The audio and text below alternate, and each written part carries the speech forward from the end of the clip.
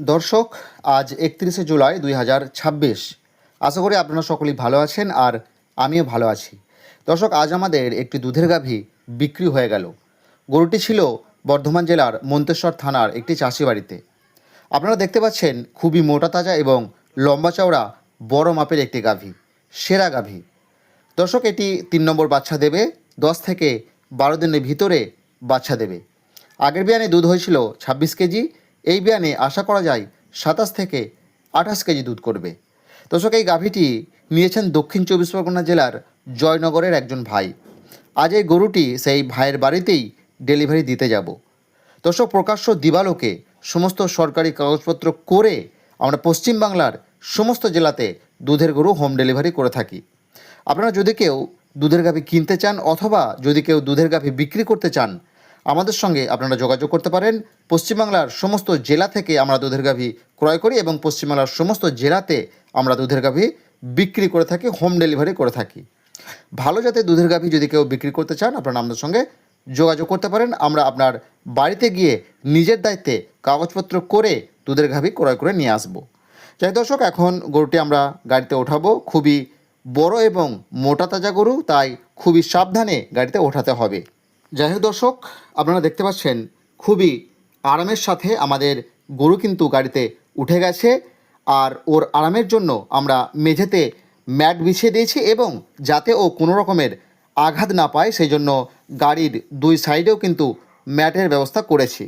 আমরা চেষ্টা করি সর্বাধিক আরামের সাথে গরুটিকে পৌঁছে দিতে। দর্শক, আজকে আমরা এই গরুটিকে কলকাতার ভিতর দিয়ে নিয়ে যাব। দেখা যাক কোনো রকমের সমস্যা হয় কি না। আগের দিন গাভী নিয়ে গিয়েছিলাম, আমাদেরকে 3 জায়গায় পুলিশে ধরেছিল। আমাদের কাছে গরু ক্রয় বিক্রয়ের লাইসেন্স এবং গরুর যাবতীয় কাগজপত্র ছিল, তাই আমাদের কোনো রকমের সমস্যা হয়নি। আজকেও আমরা যাব কলকাতার ভিতর দিয়ে, দেখা যাক কোনো সমস্যা হয় কি না। দর্শক, আপনারা পুরো ভিডিও জুড়ে থাকবেন আর ভিডিও ভালো লাগলে অবশ্যই একটি লাইক করতে ভুলবেন না আর আমার চ্যানেলটি সাবস্ক্রাইব করতে ভুলবেন না। দর্শক, আমরা গরু গাড়িতে লোড করে রাস্তায় বেরিয়ে গেছি। আমি আপনাদেরকে বর্ধমান জেলার গ্রাম বাংলার কিছু চিত্র তুলে ধরছি, বিশেষ করে মাঠের চিত্র আপনাদেরকে দেখানোর চেষ্টা করছি। আপনারা জানেন এই সময় ধানের চাষ চলছে বর্ধমান জেলাতে, আমি সেটাই আপনাদেরকে দেখিয়ে দিচ্ছি। দেখতে পাচ্ছেন পুরো মাঠ জুড়ে শুধু ধান আর ধান। দর্শক, সমস্ত জার্নির ভিডিও আপনাদেরকে দেখানো সম্ভব নয়, তাহলে ভিডিওটি 3 থেকে 4 ঘন্টা হয়ে যাবে। আমি কেটে কেটে কিছু দৃশ্য আপনাদেরকে দেখাবো এবং কলকাতার ভিতর দিয়ে যে আমরা যাচ্ছি সেটাও কিন্তু আমি আপনাদেরকে দেখাবো। আপনারা অবশ্যই পুরো ভিডিও জুড়ে থাকবেন।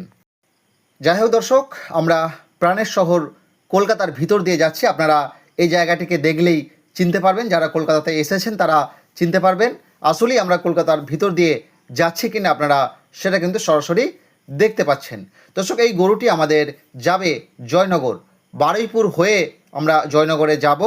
আমি চেষ্টা করব কিছু দৃশ্য, রাস্তার কিছু দৃশ্য আপনাদেরকে তুলে ধরার জন্য এবং আমরা সুস্থভাবে গরুটি পৌঁছে দিতে পারলাম কিনা সেটাও কিন্তু আপনাদেরকে দেখাবো। আপনারা অবশ্যই পুরো ভিডিও জুড়ে থাকবেন। সামনে দিকে নিয়ে এসো ভাই, সামনে দিকে নিয়ে এসো, আস্তে আস্তে সামনে দিকে নিয়ে এসো ওকে। হ্যাঁ হ্যাঁ, আস্তে আস্তে নাম, আস্তে আস্তে নাম, বাস আস্তে আস্তে নাম, ও আরামসে নেমেছে। যাই হোক দর্শক, আমরা কিন্তু খুবই আরামের সাথে গরুটিকে নামাতে পেরেছি এবং যে ভাই গরুটি কিনেছেন সেই ভাইয়ের হাতে কিন্তু আমরা গরু দিয়ে দিয়েছি। দর্শক, আপনারা দেখতে পেলেন কলকাতার ভিতর দিয়ে আমরা কিন্তু এসেছি। আমাদের রাস্তাতে কোনো রকমের সমস্যা হয়নি। পুলিশ আমাদেরকে 2 জায়গায় গাড়ি থামিয়েছিল, আমাদের কাছে পর্যাপ্ত ডকুমেন্টস ছিল, আমরা সেই ডকুমেন্টস কাগজপত্র দেখিয়েছি, আমাদের কোনো রকমের কোনো সমস্যা হয়নি। তাই আপনারা যারা দুধের গরু কিনতে চাইছেন অথবা যারা দুধের গরু বিক্রি করতে চাইছেন, আপনারা আমাদের সঙ্গে যোগাযোগ করতে পারেন। অল ওয়েস্ট বেঙ্গল, পশ্চিমবাংলার সমস্ত জেলাতে আমরা দুধের গরু ক্রয় বিক্রয় করে থাকি।